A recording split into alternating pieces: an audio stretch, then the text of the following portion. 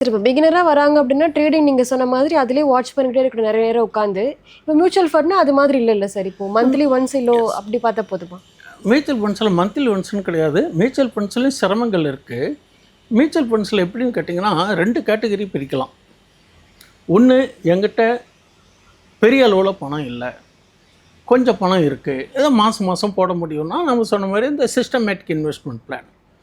அது வந்து உங்களுக்கு யூனிஃபார்மாக நீங்கள் அதுக்கு ஒன்றும் டைம் கிடையாது. மார்க்கெட் ஏறினாலும் சரி இறங்கினாலும் சரி அதை பற்றியும் கவலைப்பட வேண்டாம். நீங்கள் என்ன வாங்குறீங்க, இப்போ 100 ரூபாய்க்கு வாங்குறீங்க, அடுத்த தரம் மார்க்கெட் இறங்கிச்சுனாக்கா 60 ரூபாய்க்கு வாங்குறீங்க.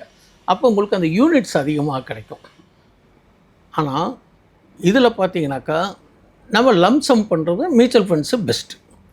நீங்கள் லம்சம் ஏன் ஈக்விட்டி இல்லைனா எஸ்ஐபியில் பண்ணுற மாதிரி ஏன் ஈக்விட்டி கேஷ் மார்க்கெட்டில் பண்ணக்கூடாதுன்னா, நமக்கு மார்க்கெட்டு வளைவு சுழிவு நெளிவுகள்னு சொல்கிறாங்களே, டெக்னிக்ஸ் அண்ட் ட்ரிக்ஸு தெரியாது. அப்போ நாம் வந்து நல்ல மார்க்கெட் பீக்கில் இருக்கிற போது வாங்கிடுவோம்.